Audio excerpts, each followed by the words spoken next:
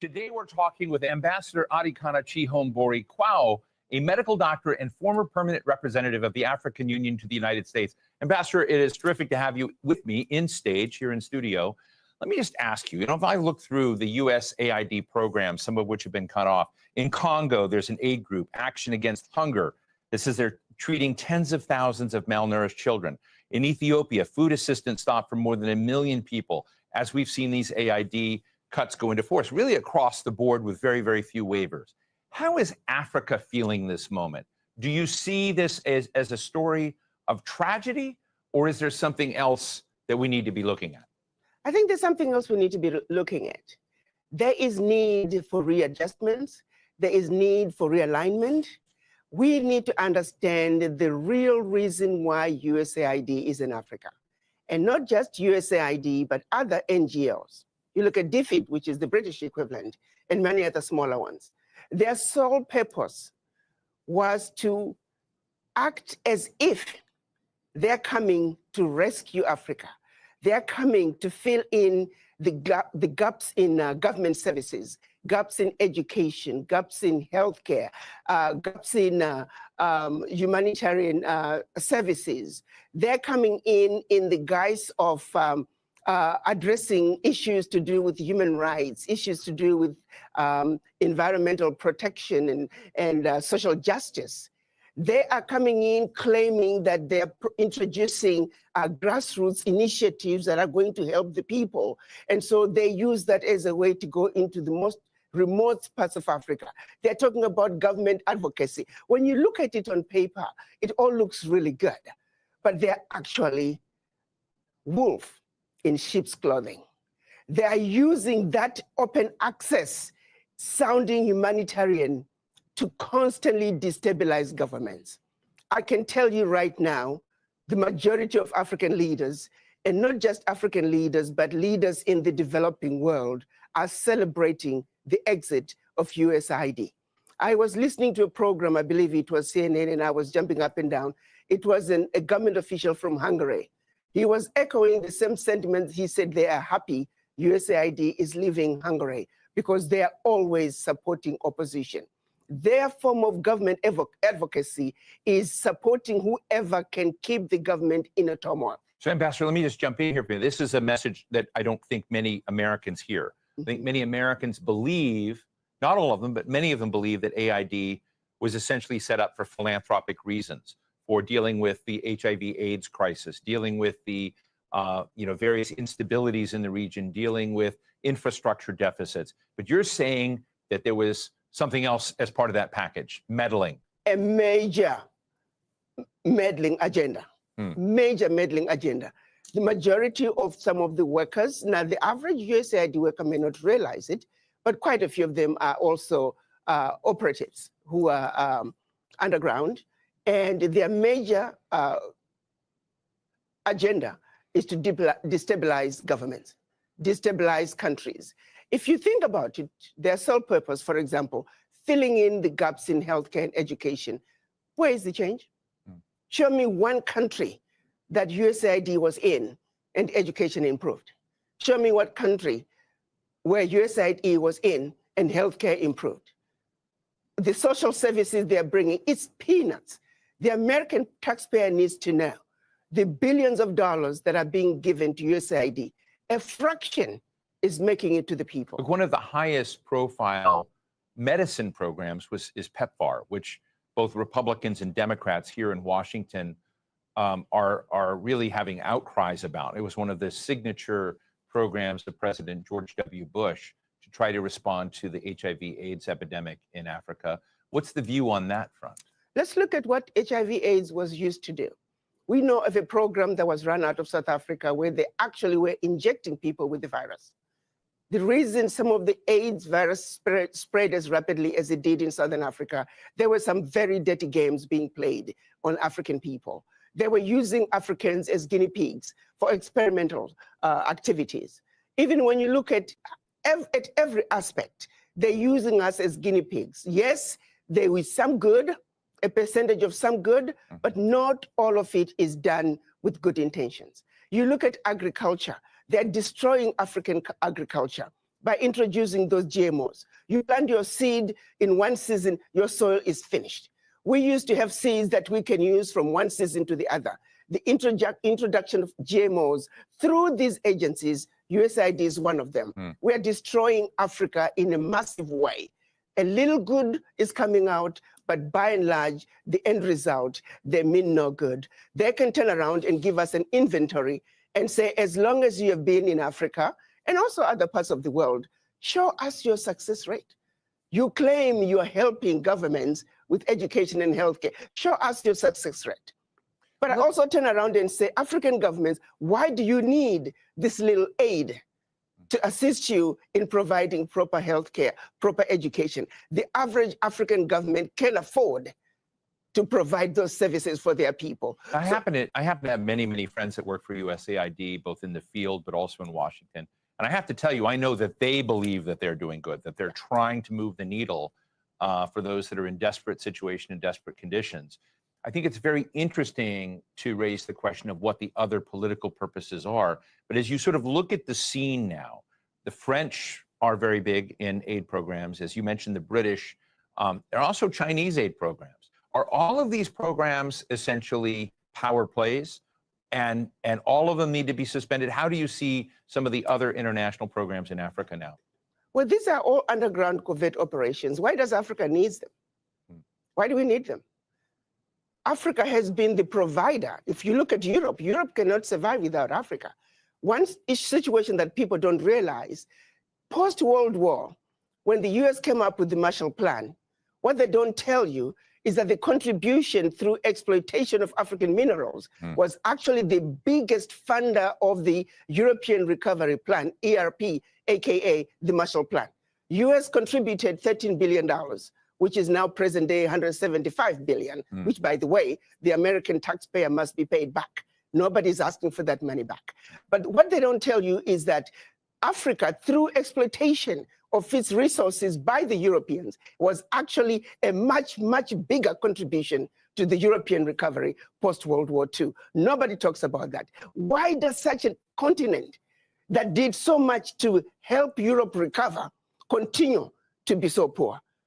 Let's be realistic here. Let's not talk about peanuts. Africa does not need the aid. What we need is for those who are exploiting Africa to stop.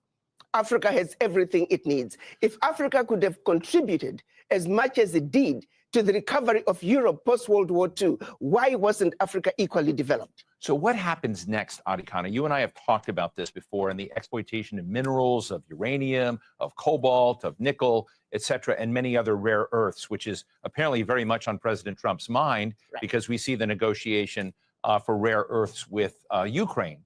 But you and I have talked about the artificially low prices and the fact that many economies in Africa don't participate in the gains and growth of the exploitation of those resources. What happens now when these aid programs are withdrawn?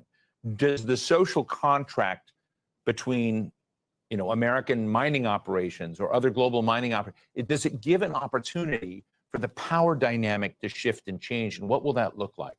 I think this is a wake-up call for the African leaders. To the same extent that President Trump is saying USA first, African leaders must also say Africa first. This is a wake-up call to the African leaders to take inventory of what is really happening in their countries. Do they really need the peanuts that are coming in as aid? What is really going out? If I may use the example of what happened in Niger, when the government decided they were going to take over the mining of their uranium. The French companies that were mining the uranium were paying the government 80 cents a kilo for the uranium, and then turning around and selling the uranium to the rest of the world at 200 euros a kilo. So that one move from the Nigerian government to say, we are now going to take ownership of our own uranium, they went from realizing about $1 billion in uranium resources to over 300 billion a year. Do you realize what I'm talking about? No amount of NGO could bring that kind of money. And this is only one mineral. Now imagine the country taking inventory of all their minerals and benefiting from their natural resources like the rest of the countries in the Western world. That is what African leaders need to look at. Do you see that in the horizon of African leaders right now? They're Do gonna you have see to. them? Who do you see as the standout winners of that kind of change? And who do you think is still chasing AID contracts? Let me tell you, we need to look at what's happening in Burkina Faso, Niger, and Mali. President Traore is standing up.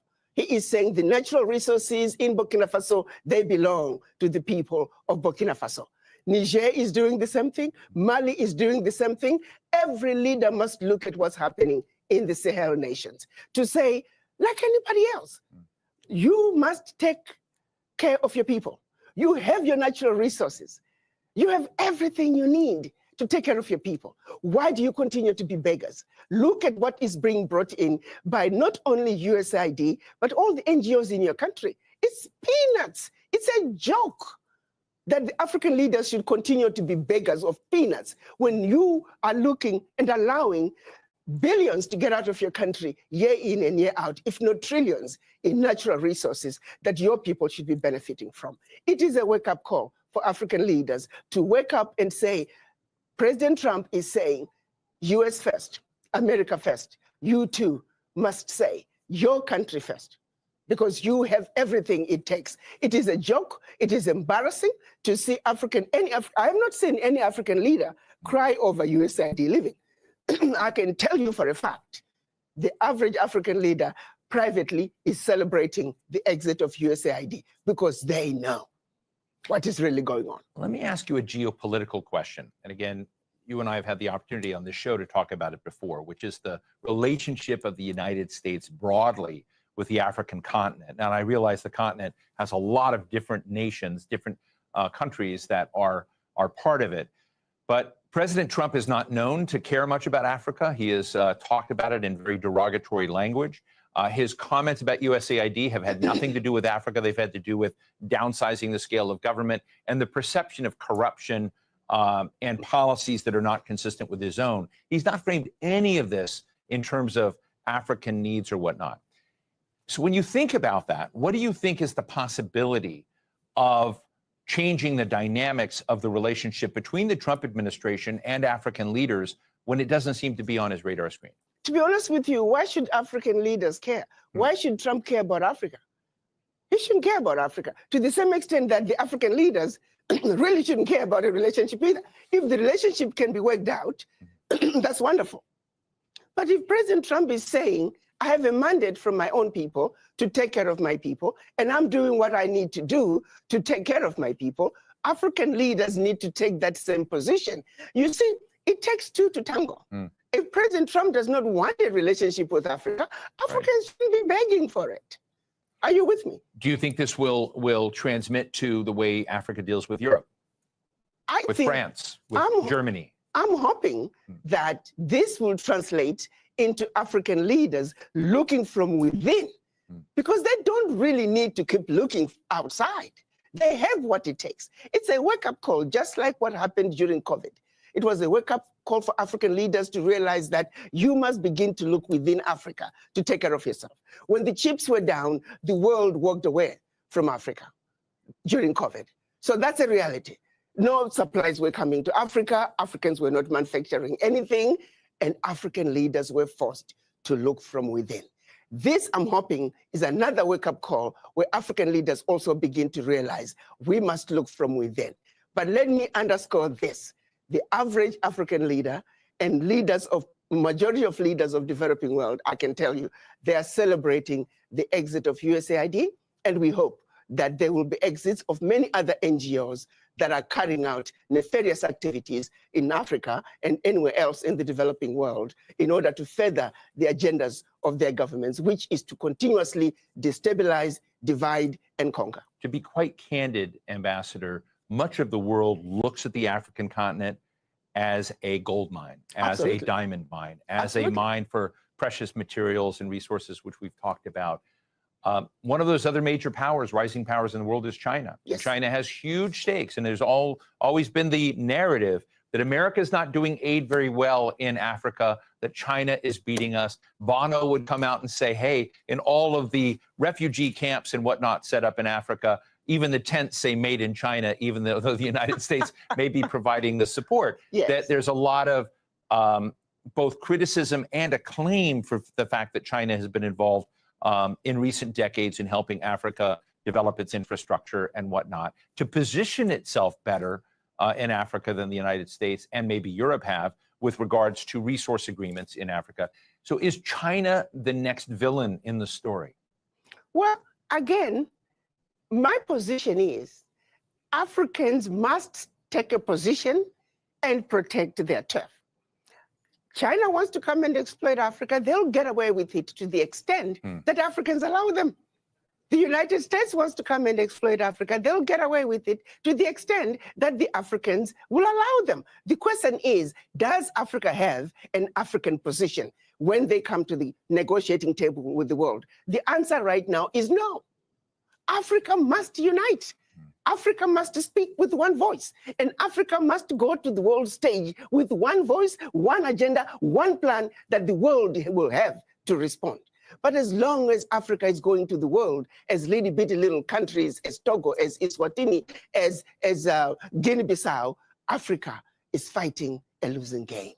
Africa must unite, and Africa must speak with one voice. That is the only way a strong, united Africa can take a rightful place on the world stage and be respected and stop the exploitation. Why is it so hard?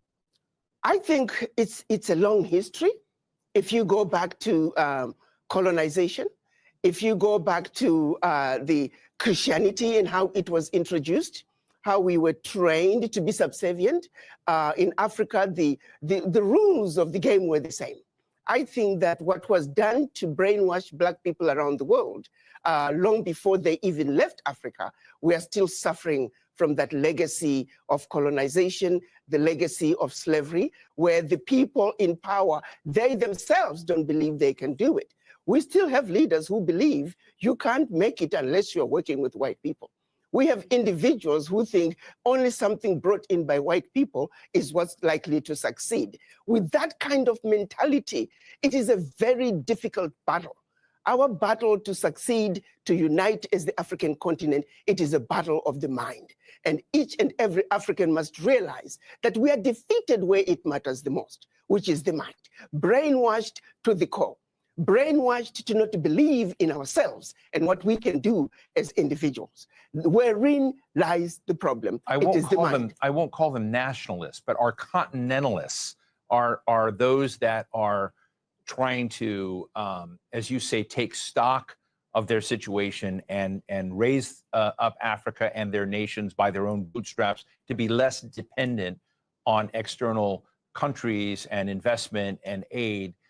Is that flavor beginning to take hold? Is that sort of leadership being, is it more and more evident, or do you think you have a big lift ahead? I think what's happening in the United States through President Trump is going to make them realize that this is what you need to do. You're going to have to pull yourself up by the bootstraps. President Trump is saying, I have a mandate, America first.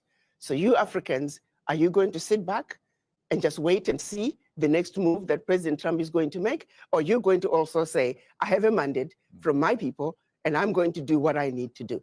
Take inventory of what you have in your country. Use it and use it wisely. No more begging. You don't need to have anybody filling the gaps in your educational system.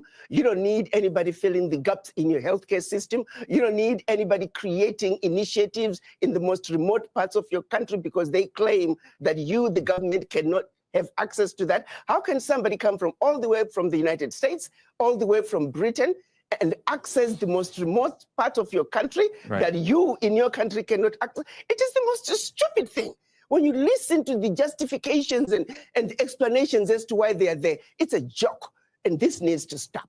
Just finally, Ambassador, when you look at U.S. behavior retracting, we've just got a minute left, but I would love to know from you, what do you think about the UN? What do you think about the International Court of Justice? Because probably the contraction that we're talking about is going to happen in a lot of institutions. Do you worry that Africa will be worse off without those institutions. No, those institutions were created after the Second World War. United Nations, it took 4 weeks to create the United Nations. Why? In order to help the recovery of Europe. The World Bank, the IMF, it took 3 weeks to create them after the Second World War in order to aid in the recovery of Europe from its own self-implosion and destruction. So no. These institutions were not created to benefit the developing world. To the contrary, they were built to steal from the developing world. Their success is based on the failures of the developing nations where they have been stealing from. So no.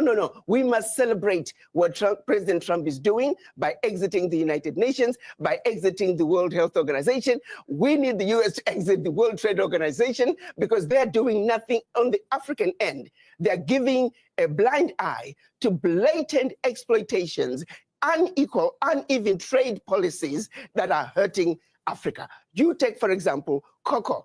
Majority of the cocoa coming out of the world comes from West Africa, and yet it's only recently that African nations were allowed to add value to their cocoa. The World Trade Organizations, we may have a sister in charge. Well, Ambassador Adikana Chihombori-Quao, grateful whenever I talk to you. It is a new reset for us to hear your very fresh takes on the world. Ambassador Chihombori-Quao, thank you so much for joining us today. Thank you, Steve, as usual, for having me. It's been wonderful. I always enjoy talking to you. Thank you. I appreciate your good work. Keep up the great work. Thank you. So what's the